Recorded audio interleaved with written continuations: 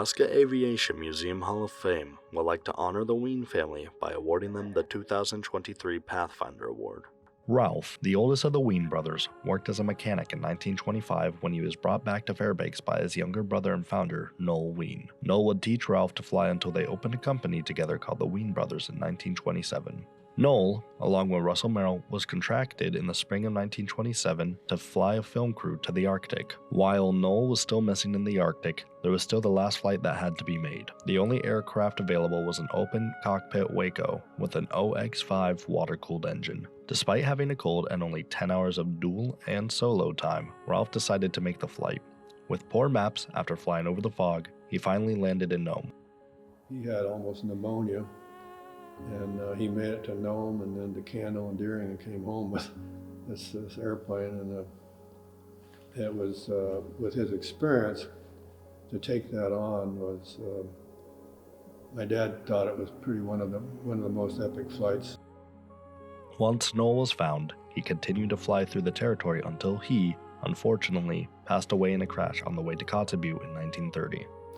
He was very well thought of, a very personable person, and I think had he lived, history might have been written a little bit different. After Ralph's death, Noel and his brother Sig flew to Fairbanks. After giving Sig flying lessons, he started flying the Nome to Barrow route. While north, Sig would spend many nights in indigenous camps and villages as he got along well with the native population. He had a demeanor that they liked, and he was very comfortable being with them. He would stop at a camp and just spend the night with them in their little huts, portable huts they made out of caribou skins, and was very comfortable doing it. And he had nothing but a fire pot to heat his airplane up, and he roamed from Nome to Barter Island and for many, many years, and was very well thought of in that regard. In 1943, he started using North Brooks Range Lake as a fuel stash, where he met an indigenous man by the name of Simon Pontiac. Simon asked him if he could bring supplies from his trips to the north, to which he agreed. This changed the needs of the community, and a more permanent base was set up so they could receive mail and supplies. He recommended Anatuvik Pass, which was the lowest pass through the range. This decision resulted in the settlement's growth into a substantial village. As much as he hated to give up flying, he took over as president of the airline in 1940 after the retirement of Noel Wien. Merrill Wien, born 1930, also grew up in Fairbanks with his father, who taught him to solo by 16. Both Merrill and I grew up in the airline. Started in Weeks Field, and after the airport closed, that was the first hangar that was built on the airport. He became a bush pilot and DC-3 co-pilot for Wien Alaska Airlines until he later became a captain. In 1955, he was participating in a training mission called Operation Snowbird. He was later assigned to his top-secret mission for only the most experienced aircraft commanders. He had several near-death experiences in the military and was discharged in September 1956, returning to Wien Airlines. There he did many things, like becoming an experienced glacier pilot, delivering the Boeing 737s, where he did the test flying and worked with the factory to obtain gravel certification, and training pilots for the commemorative Air Force's heavy warbirds. Merrill accumulated over 30,000 hours in over 150 different aircraft throughout his lifetime. Richard was born in 1930 and grew up around aviation, soloing at 16 and becoming a commercial pilot for the family business at 20. I guess one would ask, why is that? People say, well, it's in your blood and so forth, but I don't know that anything's in your blood. When we were flying early on, we were scud running everywhere. We're not even NDBs where we could shoot approaches with ADF or anything. So just going through the mountain passes, I've been thousands of hours of doing that.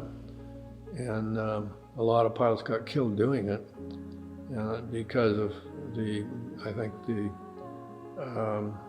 support and the instruction that I got and the mentoring that I got. I was able to stay alive doing it, and same with my brother. But we did have a lot of accidents in the early days. It was just part of the situation. Eventually, he became chief bush pilot, flying a C-46 and Fairchild F-27 for the airline. In 1969, he left the airline to take over a helicopter operating company founded by him and his brother Merrill. He worked as chairman of the board to improve safety in the industry until leaving in 1981 and getting elected to the board of directors for Alaska Airlines. Around 1998, the U.S. Air Force wanted to use Eielson Base as a training area for NATO fighter pilots, which meant they would use civilian airspace. At the request of Senator Stevens, Richard was asked if he could address the problem. He then formed CMAC, Civilian Military Advisory Committee, made up of local pilots and organizations. He got the bill passed in the legislature to make it permanent. After leaving the airline, he received many awards for his efforts, including an honorary Doctor of Law from UAF. Myself as a pioneer of any kind, but I was proud to be a Wien and proud to be part of the aviation.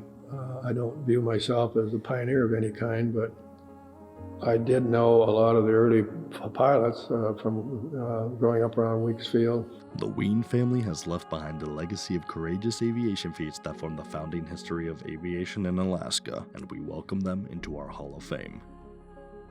On behalf of the family, I want to express how honored we are, or I am, that you're honoring and be part of the class with General Ralston and Orrin Siebert.